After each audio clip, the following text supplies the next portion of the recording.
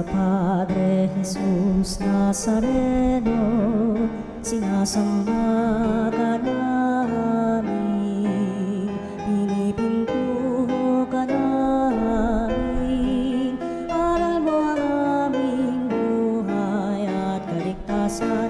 Nuestro Padre Jesús Nazareno, iligtas mo kami sa kamatayan. Ang krus mong pinamatayan ay sagisag ng aming kaligtasan. Nuestro Padre Jesus Nazareno, dinarangal ka namin. Nuestro Padre Jesus Nazareno, inulwalhati ka namin. Nuestro Padre Jesus Nazareno, inarangal ka namin.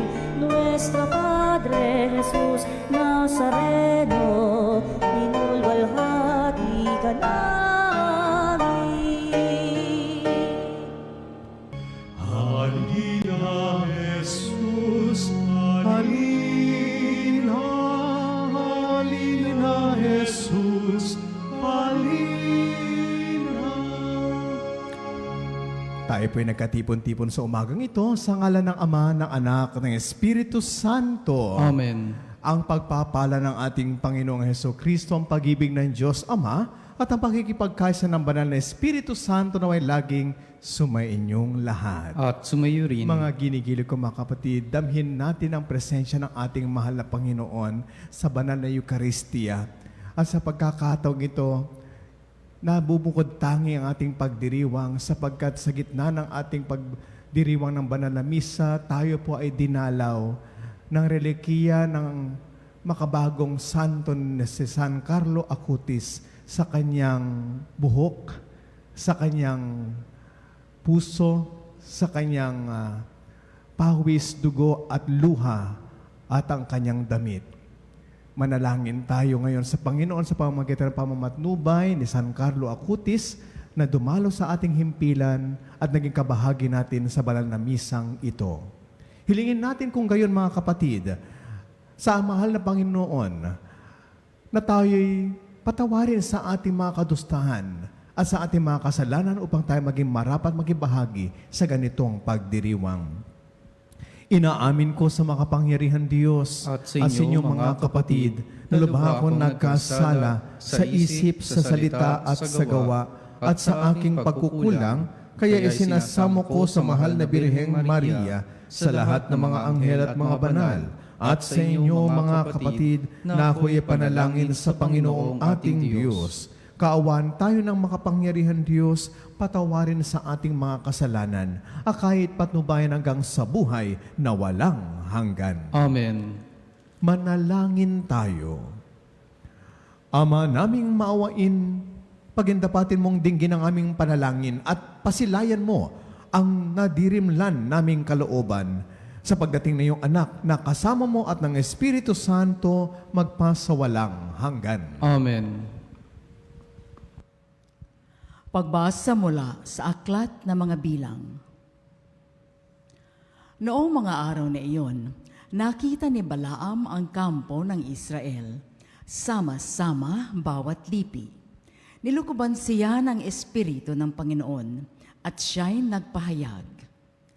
Ang pahayag ni Balaam na anak ni Beor, ang pahayag ng taong may malinaw na paningin, ang salita ng nakikinig sa salita ng Diyos, nang nakakikita sa pangitain, buhat sa makapangyarihan, nang nabulagta sa lupa, gayon may nanatiling malinaw ang paningin.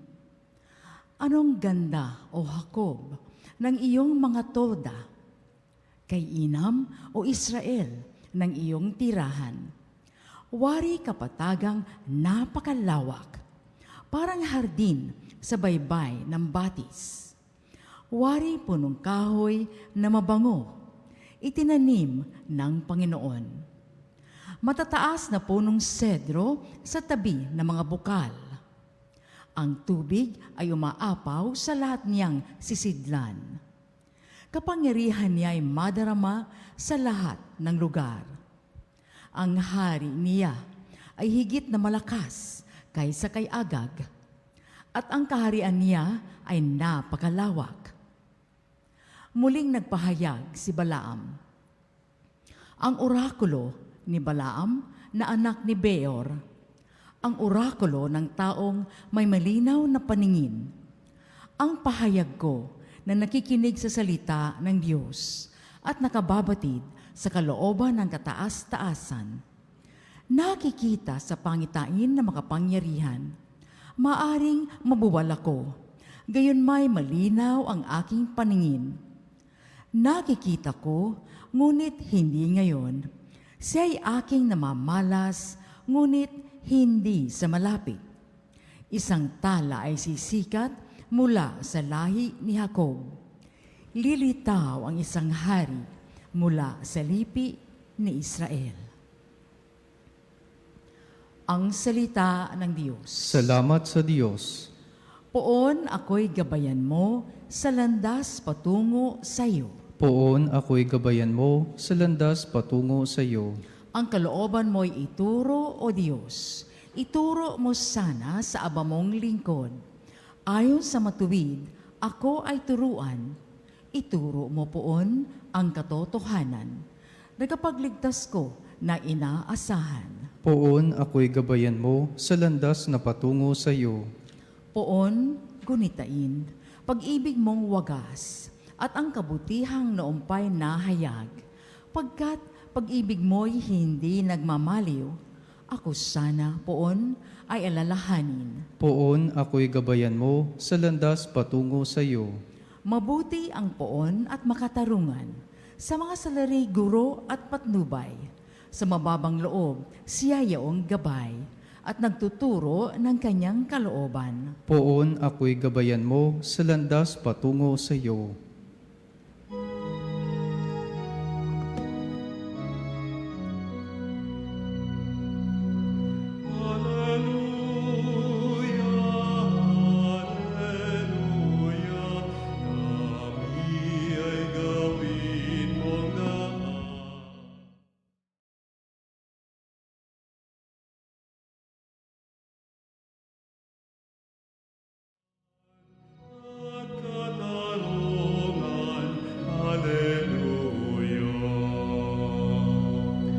Sumainyo ang Panginoon. At sumayo rin. Ang pagpapahayag sa mabuting balita ng ating Panginoon ayon kay San Mateo.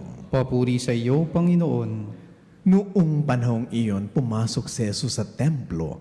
Samantalang nagtuturo siya, lumapit sa kanya ang mga punong saserdote at ang matatanda ng bayan at siya'y tinanong, "Ano ang karapatan mong gumawa ng mga bagay na ito? Sino ang nagbigay sa iyo ng karapatang ito?" Sumagot si Jesus, "Tatanungin ko rin kayo. Kapag sinagot ninyo ako, saka ko naman sasabihin sa inyo kung ano ang karapatan kong gumawa ng mga bagay na ito. Kanino nagmula ang karapatan ni Juan upang magbinyag? Sa Diyos ba o sa tao?" At sila'y nag-usap-usap. Kung sasabihin natin mula sa Diyos, sasabihin naman niya sa atin, bakit hindi niyo siya pinaniniwalaan? Ngunit kung sabihin naman natin mula sa tao, baka naman kung anong gawin sa atin ng bayan. Sapagkat kinikilala ng lahat na si Juan ay isang propeta. Kaya sumagot sila kay Jesus, "Hindi namin alam." Sinabi niya, "Hindi ko rin sasabihin sa inyo kung ano ang karapatan kong gumawa ng mga ginagawa ko." Mga ginigili ko, mga kapatid, ang mabuting balita ng Panginoon. Pinupuri ka namin, Panginoong Heso Kristo. Marahil ito na ho yung huling pagkakataon na tinanong ng mga parisi at matatanda ng bayan ang ating Panginoon kung ano nga ba yung kanyang tanda. Tanda at patunay na siya nga ba ang tagapagligtas. Ano nga ba ang dahilan kung bakit kailangan patunayan ni Jesus? Tinanong din siya ni Juan Bautista nung nasa bilangguan si Juan Bautista, "Ikaw na ba ang aming hinihintay? O maghihintay pa kami ng iba?" Bakit may pag-aalinlangan? Bakit may pag-agam-agam? Bakit may pagdududa? Mga ginigiliw ko, mga kapatid, Hindi na natin kailangan pa ng mga tanda. Hindi natin kailangan ng patunay. Kung ang ating pananalig ay solido at tunay, sometimes we don't need proofs in order for us to believe. Sometimes, our faith is more than enough because we have a God who also have faith in us. Nanalig ang Diyos sa atin. Isinugal niya. No? Sumugal ang Diyos sa atin nung tayo kanyang likhain. Dahil alam niya na ang katangian nating kabutihan ang siyang patunay na tayo nagmula sa Kanya. Ano nga bang maaari nating patunay na tayo may makabutihan? Because God created us in His own image and likeness. And now, with the same faith of God in us, with the same way God gambled in us to believe in us, that we may have still the signs of goodness in every one of us, yun din po sana ang naisip ng mga Pariseo at Eskriba, maging ang matatanda ng bayan para hindi tanungin ang Panginoon at matanggal ang kanilang pag-agam-agam at pagdududa. It takes one to know one. Kung may kabutihan ka, hindi yung mata mo ang tumitingin sa kabutihan ng iba, kundi yung kabutihan mo ang gagamitin mo para makita mo rin yung kabutihan ng iba. Kaya nga, meron din tayong kasabihan, kilala ng isang magnanakaw, ang kapwa niya magnanakaw. Dahil sa gawain pa lamang, alam mo na. Ito, alam ko ito. Kilala ko to. Hindi na niya kailangan patunayan. It takes one to know one. Now, why did I use the same reflection here, my dear sisters and brothers? Sapagkat hindi nakikita ng mga Pariseo at Eskriba yung pangunahing kabutihan na mula kay Kristo. Sa katunayan, hindi nila makita. Sapagkat nababalutan ang kanilang mga mata ng tinatawag na pag-uusig. Nabubuhay at namumutawi sa kanilang mga bibig. Ang tinatawag na pagmamalupit. Nabubuhay at likas sa kanilang pagtingin at pag-iisip patungkol kay Kristo ang tinatawag na pagdududa. Gamit nila ang paningin ng pagdududa. But this is something for us to reflect upon, especially this Advent season, mga kapatid. Let us not look at our eyes to see the goodness or even the bad in other people. Instead, let us use the eyes of Christ in order for us to see them. Ganyan din po marahil ang mensahe sa atin ng pagdalaw sa ating himpilan at sa banal na misang ito ni San Carlo Acutis. Nakita niya na ang kamatayan ay ang kanyang patutunguhan. Nakita niya ang kamatayan ay ang kanyang pintuan patungo sa kalangitan. Nakita niya ang kanyang karamdaman. At dito, ipinahayag niya sa kanyang ina, sa kahulihan ng yugto ng kanyang hininga. Nay, o mama, magpapadala ako ng mga tanda kapag ako'y kapiling na ng Panginoon. Napakagandang pamamaalam, napakagandang mensahe, napakagandang patunay, sapagkat hindi tinignan ni San Carlo Acutis ang kanyang karamdaman bilang hadlang para makita niya ang kabutihan ng Diyos sa kanyang buhay. Mga ginigilig ko, mga kapatid, paano mo tinitignan ang nangyayari sa buhay mo? Paano mo tinitignan ang mga pangyayari na siyang maglalapit siya sa Diyos? At paano mo tinitignan kung anong pangyayari sa buhay mo para bumalik ka sa kaganapan ng pagtingin mo ng bawat isa may kabutihan? That is indeed how we use to see goodness in everyone. Kaya mga kapatid, hindi nakita ng mga Pariseo at Eskriba. Bakit? Iba ang ginamit nilang pamantayan sa pagtingin sa kanilang kapwa.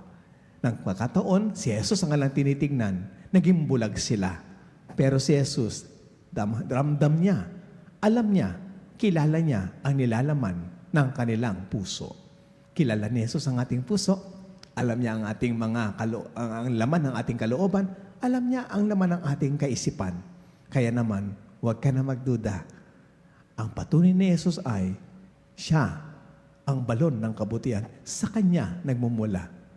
And if you have something good in you, then you can see the goodness in Christ. And you can see also the goodness in everyone. Sa ngalan ng Ama, ng Anak, ng Espiritu Santo. Amen.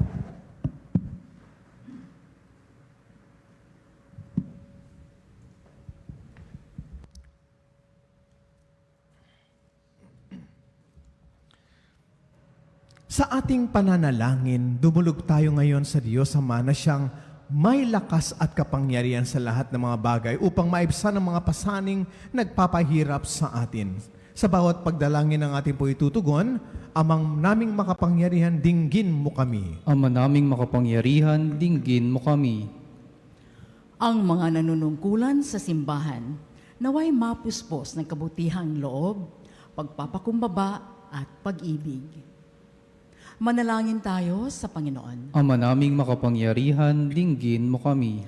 Ang mga may kapangyarihan, naway magkaroon ng tamang gabay sa kanilang pagpapasya ng karunungang nakabatay sa pag-ibig, katarungan at katotohanan. Manalangin tayo sa Panginoon. Ama naming makapangyarihan, dinggin mo kami. Ang mga magulang, sa pamamagitan ng kanilang ginagampanang responsibilidad sa tahanan, naway higit na hangaring magmahal at mahalin sa halip na magpairal ng pangingilag at takot. Manalangin tayo sa Panginoon. Ama Ama naming naming makapangyarihan, dinggin mo kami. Ang mga may sakit, naway makatagpo ng kagalingan at kaginhawahang loob sa pamamagitan ng salita ng Diyos at mga sakramento. Manalangin tayo sa Panginoon. Ama naming makapangyarihan, dinggin mo kami. Ang mga yumao, naway matiwasay na makarating sa kanilang tahanan sa langit. Manalangin tayo sa Panginoon. Ama naming makapangyarihan, dinggin mo kami. Ama naming nasa langit, nagagalak kami sa nag-uumapaw mong pag-ibig sa amin. Itatag mo ang iyong kapangyarihan sa aming piling at maging kasama kanawa namin sa daan ng buhay. Idinadalangin namin ito sa pamamagitan ni Kristong aming Panginoon. Amen. Amen. Ang himig mo, ang awit ko, lahat ng ito'y nagmula sa iyo. Huling ihandog sa'yo.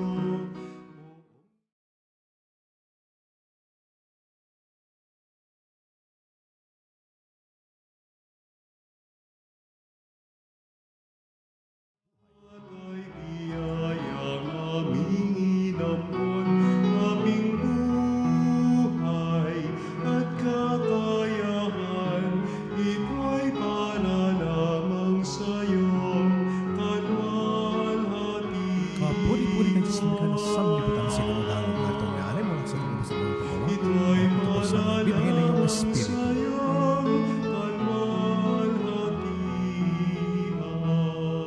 Patuloy kayong manalangin mga kapatid upang ang ating paghahain ay kalugdan ng Diyos sa mga makapangyarihan. Tanggapin nawa ng Panginoon itong paghahain sa iyong mga kamay, sa kapurihan niya at karangalan sa ating kapakinabangan at sa buong sambayanan niyang banal. Ama namin lumikha, tanggapin mo ang aming mga alay na ikaw rin ang nagbigay. Magdulot nawa ito ng gantimpalang kaligtasan na ngayon pa man ay amin ng pinakikinabangan. Sa pamamagitan ng Jesucristo kasama ng Espiritu Santo, magpasawalang hanggan. Amen. Sumainyo ang Panginoon. At sumayo rin. Itaas sa Diyos ang inyong puso at diwa. Itinaas na namin sa Panginoon. Pasalamatan natin ang Panginoong ating Diyos. Marapat na siya ay pasalamatan. Ama naming makapangyarihan, tunay ngang marapat ni ikaw ay aming pasalamatan sa pamagitan ng Jesucristo na aming Panginoon. Siya'y isinugo mo upang matupad ang iyong magandang balak para sa lahat. Hindi niya ikinahiyang mamuhay ng mahirap upang mapakisamahan niya kaming matapat. Siya'y naging hindi na iba sa amin upang may tampok niya kami sa iyong piling. Sa kanyang lantarang muling pagdating, ang pakikisama niya ay puspusang magniningning at ang pangako niyang kapanapanabik ay inaasahan naming lubos na makakamit. Kaya kaisa ng mga anghel na sisiawit ang papuri sa iyo nang walang humpay sa kalangitan, kami nagbubunyi sa iyong kadakilaan.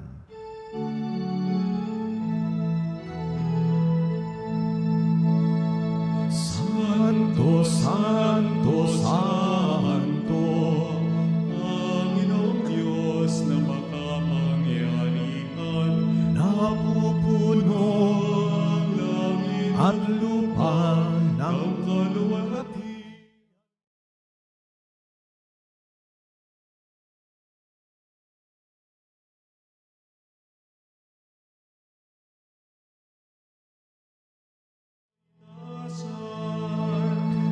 pinagpala ang naparirito sa ngalan ng Panginoon.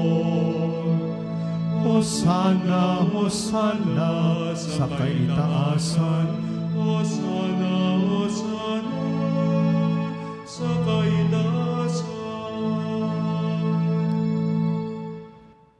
Ama naming banal, ikaw ang bukal ng tanang kabanalan, kaya sa pamamagitan ng iyong Espiritu gawin mong banal ang mga kaloob na ito upang para sa amin maging katawan at dugo ng aming Panginoong Heso Kristo. Bago niya pinagtiis ang kusang loob na maging handog, hinawakan niya ang tinapay. Pinasalamatan kanya, pinaghati-hati niya iyon, iniabot sa kanyang mga alagad at sinabi, "Tanggapin ninyong lahat ito at kanin. Ito ang aking katawan na ihahandog para sa inyo."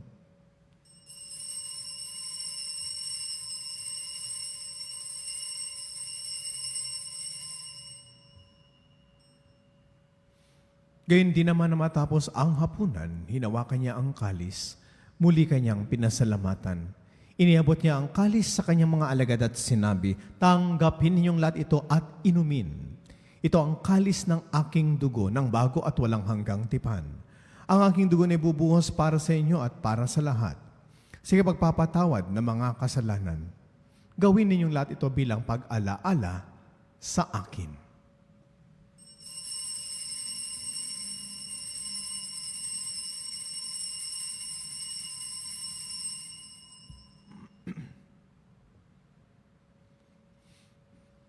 Ipagbunyi natin ngayon ang misteryo ng ating pananampalataya.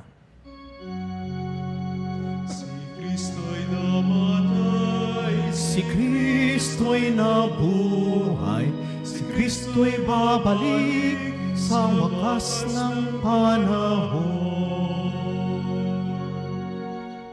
Ama, ginagawa namin ngayon ang pag-alaala sa pagkamatay at muling pagkabuhay na iyong anak.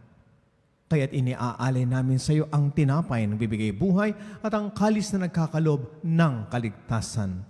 Kami nagpapasalamat dahil kami iyong minarapat na tumayo sa harap mo para maglingkod sa iyo. Isinasamo namin kaming magsasalo-salo sa katawan at dugo ni Kristo ay mabuklod sa pagkakaisa sa pamamagitan ng Espiritu Santo. Ama, lingapin mong iyong simbahang laganap sa buong daigdig. Puspusin mo kami sa pag-ibig. Kaisa ni Leon na aming Santo Papa at ni Elias na aming Obispo at ang lahat ng kapanian. Alalahanin mo rin mga kapatid naming nahimlay nang may pag-asang sila muling mabubuhay, gayon din ang lahat ng mga pumanaw. Kaawaan mo sila at patuloyin sa iyong kaliwanagan.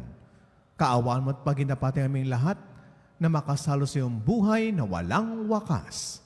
Kaisa ng mahal na Birheng Maria na ina ng Diyos, kaisa ng kanyang kabiyak sa puso na si San Jose, kaisa ng mga apostol, at ang lahat ng mga banal na namuhay dito sa daigdig ng kalugod-lugod sa iyo. May pagdiwang nawa namin ang pagpupuri sa ikararangal mo sa pamamagitan ng iyong anak na aming Panginoong Heso Kristo. Sa pamamagitan ni Kristo, kasama niya at sa Kanya, ang lahat ng parangal at papuri ay sa iyo, Diyos amang makapangyarihan, kasama ng Espiritu Santo, magpa sa walang hanggan.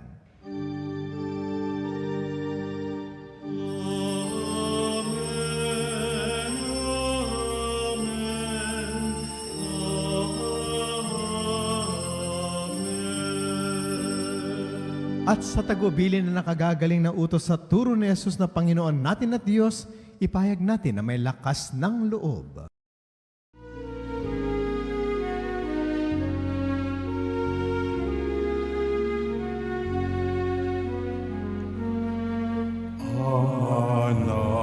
namin sumasalangit ka, sambahin ang ngalan mo.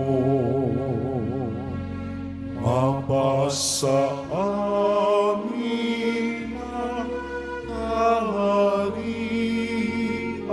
mo, sundin ang loob mo. sa lupa para nang sa langit. Bigyan mo kami ngayon ng aming kakanin sa araw-araw. At patawarin mo ang aming mga sala para ng pagpapatawad namin sa nagkakasala sa amin. At huwag mo kami ipahintulot sa tukso at iadya mo kami sa lahat ng masama.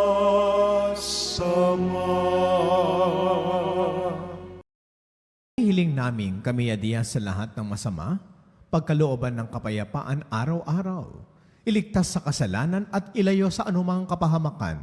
Samantalang aming pinananabikan ang dakilang araw ng pagpapahayag ng tagapagligtas naming si Hesu Kristo. Sapagat iyo ang kaharian at ang kapangyarihan at ang kapurihan, magpakailanman. Amen. Panginoong Hesu Kristo, sinabi mo sa iyong mga apostol, kapayapaan ang iniiwan ko sa inyo, ang aking kapayapaan ang ibinibigay ko sa inyo. Tunghayan mong aming pananampalataya, wag ang paulit-ulit naming pagkakasala.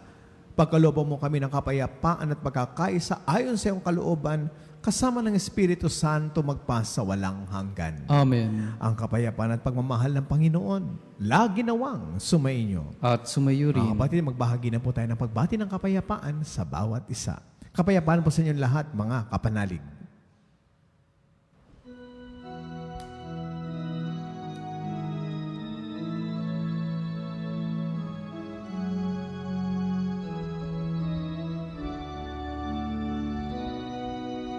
Cordero ng Diyos na nag-aalis ng mga kasalanan ng mundo, maawa ka sa amin.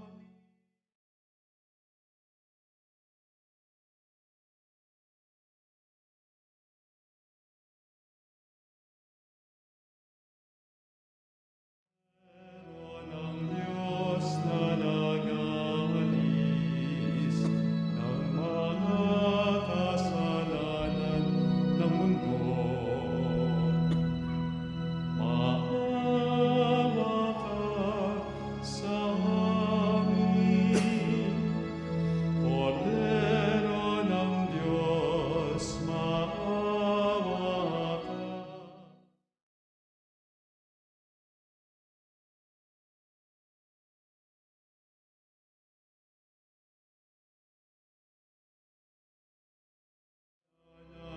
Ng mundo, ipagkaloob mo sa amin ang kapayapaan.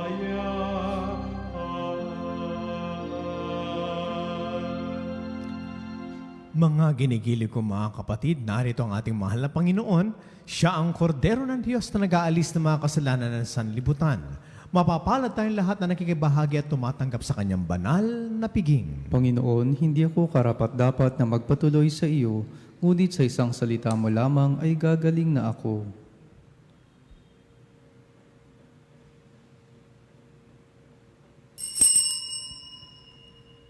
Mga kapanalig, ating dasalin ang komunyong espiritual. O Jesus, nananalig ako sa pananahan mo sa kabanal-banalang sakramento. Minamahal kita higit sa lahat at hangad ka ng aking kaluluwa. Hindi ko man matatanggap ngayon ang iyong katawan at dugo, inaasahan ko na patuloy kang mamumuhay sa aking puso.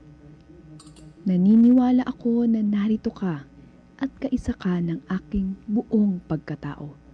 Huwag mong ipahintulot na mawalay ako sa iyo. Amen. Panalangin sa karangalan ng Nuestro Padre Jesus Nazareno.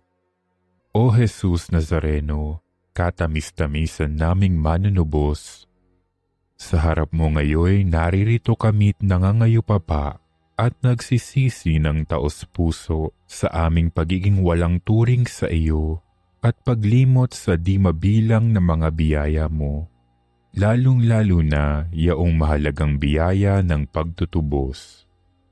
Dinaramdam namin at pinagsisisihang labis, Panginoon ko, ang pagkakasala namin sa iyo. Ikinalulungkot namin ang pagiging dahilan ng pagpapasan mo ng krus na iyan sa gitna ng mga hirap at kapaitan, hanggang sa inihandog mo ang iyong buhay sa bundok ng Kalbaryo, sa pagkaibig mo lamang na matubos kami at ang sangkatauhan mula sa sala. Pakabanalin mo, O Panginoon, ang aming pagnanais at ipagtanggap mo sa amin ang iyong biyaya. Maging tagapamagitan nawa ang iyong ina, ang kalinis-linisang Birheng Maria.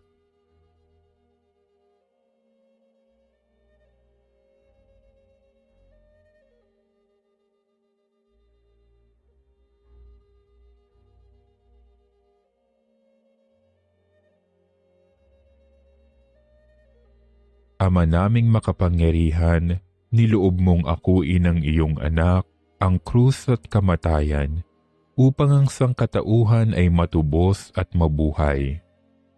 Ang pag-ako namin sa krus at kamatayan dito sa lupa, ayon sa diwa ng pagsunod sa iyong loob, na ginanap ng iyong anak, ay magpagindapat nawa naming kamtin ang lubos na katubusan at pagkabuhay sa iyong piling, sa pamamagitan ni Hesukristo, kasama ng Espiritu Santo, magpasawalang hanggan. Amen. Nuestro Padre Jesus Nazareno, Panginoon namin at Diyos, kaawaan mo kami. Mga kapanalig, mapalad po tayong lahat sapagkat dinalaw po ang ating himpilan ng mga banal o ng relikiya ni San Carlo Acutis. Tayo po ay dinalaw ng kanyang buhok, ang kanyang pericardium. Ang ibig sabihin po nito, ito po yung tissue ng ating katawan na bumalot po sa kanyang puso. Ang kanyang damit at ang telang ipinunas sa kanyang luha, pawis at dugo nung siya po ay nagdurusa dahil sa kanyang sakit na cancer o leukemia. Mapalad po tayo ngayon na makasama natin ang quadrelic ni San Carlo Acutis. Kaya naman po, samahan po ninyo ang iyong lingkod sa pananalangin at panalangin kaisa ni San Carlo Acutis. San Carlo Acutis, kami ay nagpupuri sa Diyos para sa iyong buhay na kapayakan, may kagalakan at kabanalan. Ito ang ngiti ng kalangitan para sa mundong sugatan at nagkakagulo sa kasalukuyan. Tinanggap mo ng may pagtitiwala kahit naging maigsi lang ang iyong naging paglagi sa bundong ito. Itinalaga mo pa rin ang iyong sarili sa langit sa isang misyon ng pag-ibig na walang hanggan, kasama ni Jesus at ni Maria. Humimlay ang iyong katawang panglupa kung saan nakahimlay si San Francisco ng Assisi, kung saan inialay niya ang kanyang sarili at iniwan ang makamundong buhay. Kasama niya, ipinangalandakan mo sa buong mundo na si Jesus lamang ang ating buong kasiyahan. Sa inyong pagiging binata, ikaw ay puno ng pangarap, na akit sa kalikasan, sa palakasan, at sa makabagong teknolohiya ng internet. Subalit mas manabighani ka sa himala ng banal na Eucharistia kung saan nananahan ang presensya ni Jesus. Naway matulungan mo kami na manalig na ang Panginoon ay buhay at tunay na nananahan sa mismong mahiwagang daan na patungo sa kalangitan, at turuan mo kami na mapagnilayan si Jesus kasama ni Maria sa mga misteryo ng Santo Rosario. San Carlo, ipinahihiwatig mo sa amin na higit pa sa anumang uso sa panahon. Tanging ang aming pagkikipagkaisa kay Jesus ang siya lamang magbibigay sa amin ng paglaya mula sa pagtingin sa aming sarili bilang katangi-tangi mong nilikha. Ipagkaloob mo sa amin ang kaalaman na makikilala si Kristo sa lahat ng nilikha, lalo na sa mga dukha, para ang sangkatauhan ay maging makatarungan at magkakapatid na taglay ang kagandahan at pag-asa. Ikaluluwahati ng Ama at ng Anak at ng Espiritu Santo. Amen.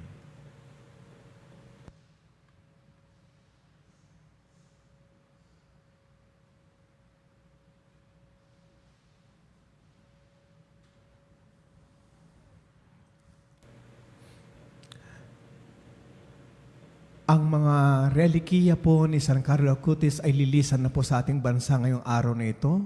Ngunit babalik po ito sa buwan ng Nobyembre sa susunod na taon.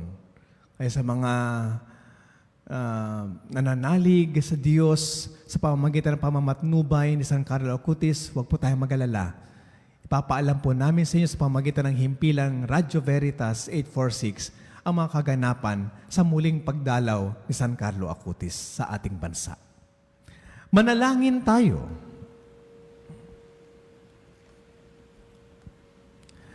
Ama naming mapagmahal, mapakinabangan naman namin ang aming pinagsaluhan upang sa aming paglalakbay dito sa lupang papanaw, aming mapanaligan ang iyong pagpapalang pang magpakailanman. Sa pamamagitan ng Jesucristo kasama ng Espiritu Santo, magpasawalang hanggan. Amen. Sumayin niyo ang Panginoon. At sumayo rin. Pagpalain nawa tayo ng mapagmahal na Diyos, ang Ama, Anak, at ng Espiritu Santo. Amen. Taglay ang kagalakan kay Kristo. Humayo na po tayong lahat. Tapos na po ang ating banal na misa. Salamat sa Diyos.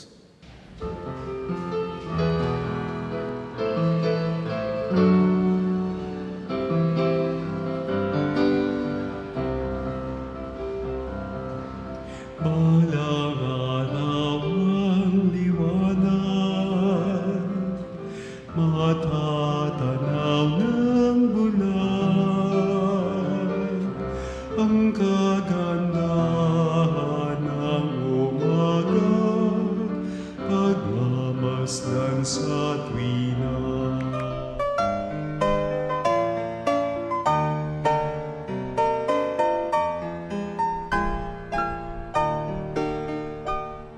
Nuestro Padre Jesus Nazareno, sinasamba ka namin, pinipintuho ka namin, aral mo ang aming buhay at kaligtasan. Nuestro Padre Jesus Nazareno, iligtas mo kami sa kamatayan, ang krus mong pinamatayan ay sagisag ng aming kaligtasan. Nuestro Padre Jesus Nazareno, dinarangal ka namin. Nuestro Padre Jesus Nazareno, inulwalhati ka namin. Nuestro Padre Jesus Nazareno, inarangal ka namin. Nuestro Padre Jesus Nazareno, inulwalhati ka namin.